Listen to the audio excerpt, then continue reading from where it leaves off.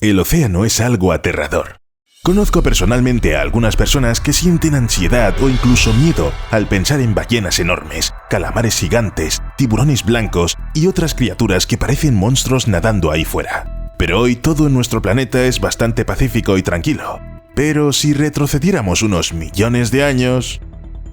Los animales que nadaban frente a las costas de Perú hace unos 10 o 9 millones de años corrían el peligro constante de ser cazados por un gigantesco depredador, el Leviatán Melvillei.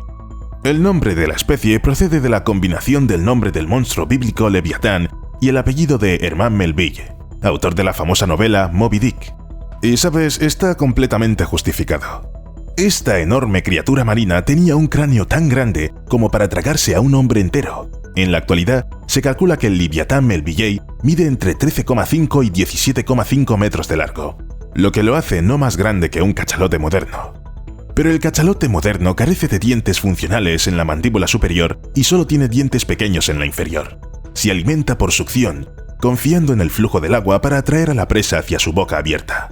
Por otra parte, la boca del Leviatán Melvillei estaba llena de afilados dientes de hasta 36,2 centímetros. Con su poderosa mordedura podía infligir heridas profundas y desgarrar la carne como lo hace la orca. Solo que el cráneo del antiguo monstruo era 3 veces mayor. ¿Te imaginas ese poder?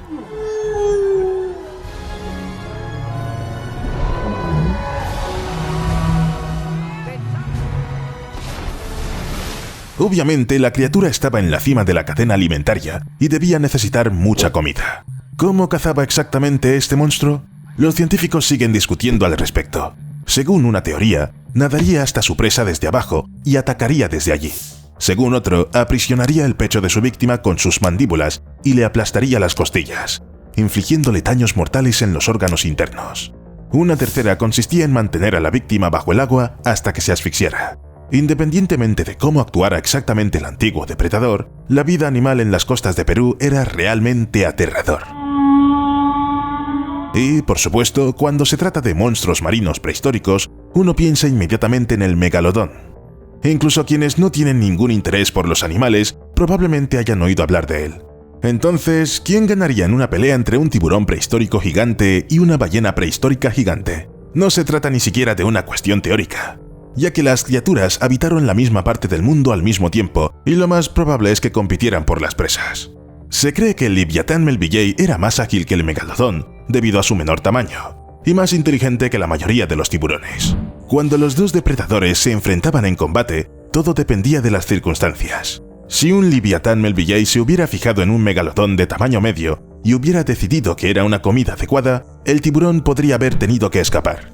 Sin embargo, si el megalodón hubiera conseguido pillar desprevenido al Leviatán Melvillei cuando estaba cerca de la superficie para tomar aire, las probabilidades podrían haber ido en otra dirección. A igualdad de probabilidades de victoria, el megalodón probablemente habría ganado la pelea con más frecuencia debido a su mayor tamaño corporal y mandíbulas más anchas, que le daban ventaja sobre la mayoría de los depredadores. Pero no fue el Leviatán Melvillei el causante de la extinción del megalodón. Incluso teniendo en cuenta que debieron de enfrentarse con frecuencia, luchar y quitar la comida mutuamente, es probable que la ballena gigante no tenga la culpa. El tiburón blanco puede haber desempeñado un papel en la extinción del megalodón.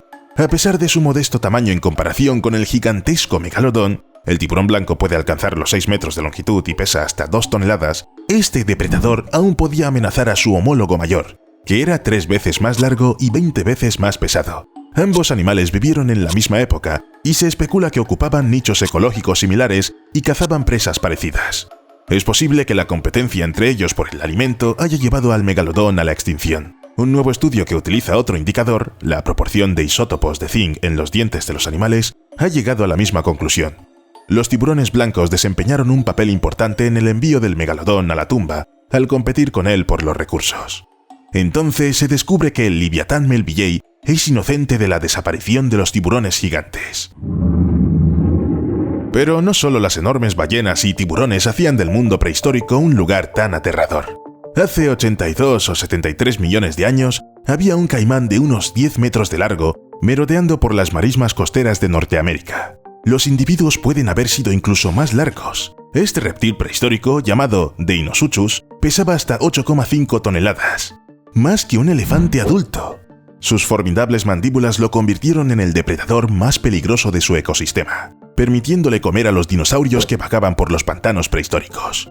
Por desgracia, aún no se ha encontrado ni un solo cráneo, y mucho menos un esqueleto completo de un Deinosuchus.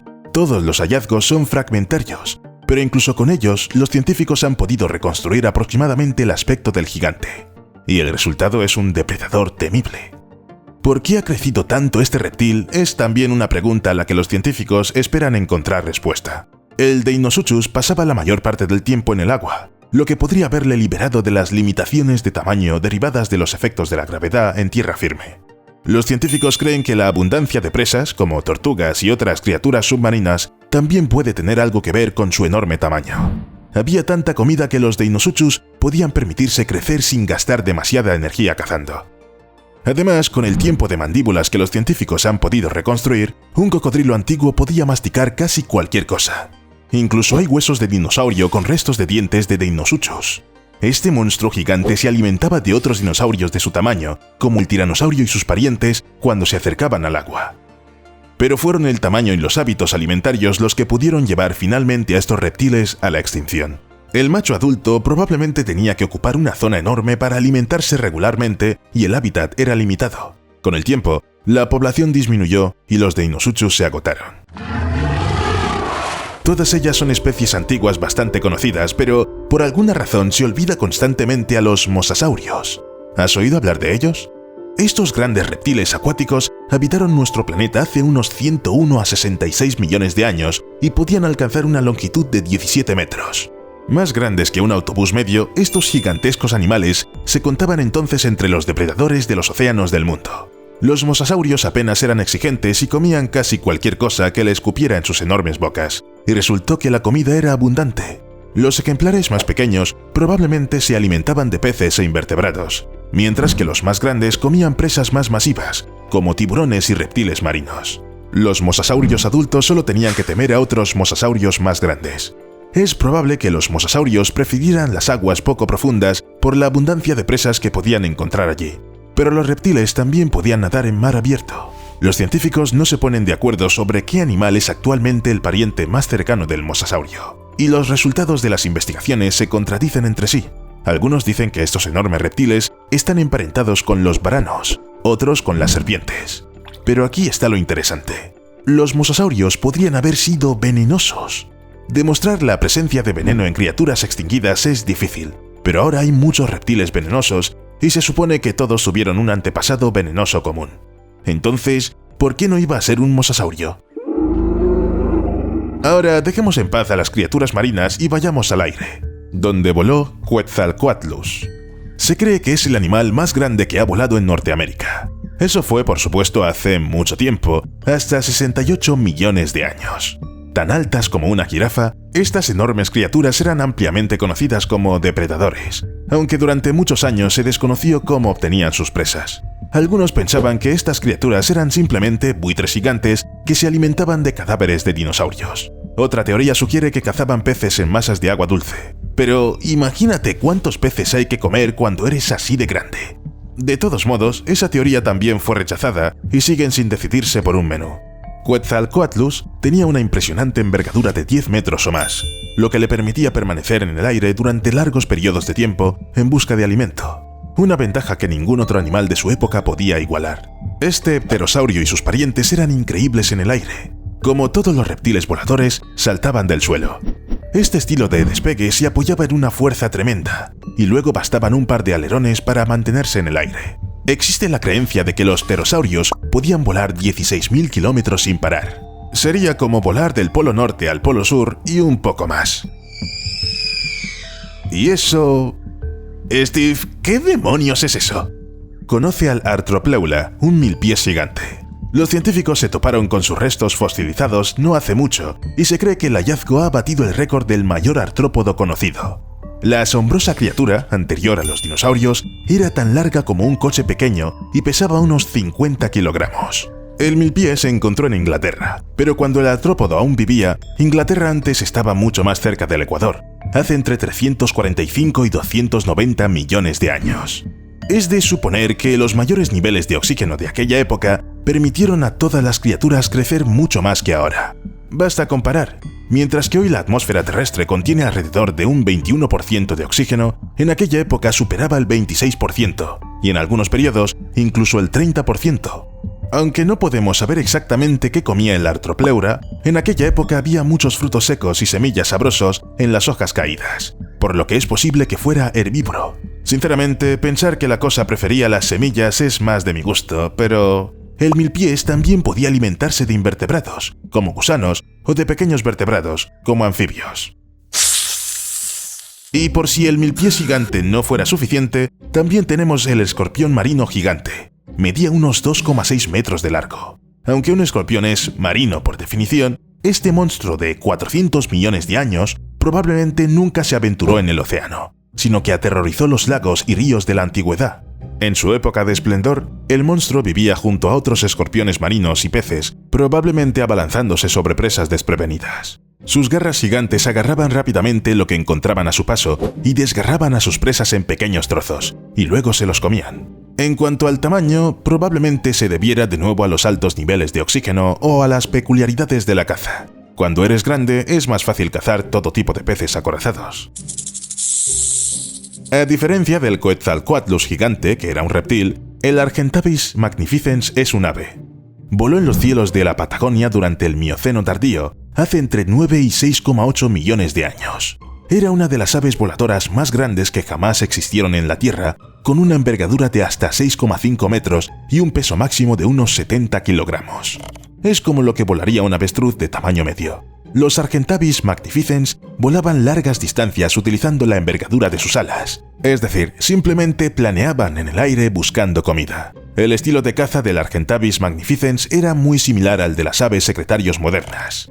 En lugar de abalanzarse sobre su presa desde arriba, como hacen la mayoría de los depredadores, caminaba sobre sus largas patas y avistaba a los pequeños animales que correteaban por el suelo para luego engullirlos de un trago. Los científicos sugieren que este comportamiento funcionaba especialmente bien en días ventosos. En general, para alimentarse, este depredador gigante tenía que consumir al menos 10 kilos de carne al día, lo que significaba que tenía que esforzarse mucho para sobrevivir.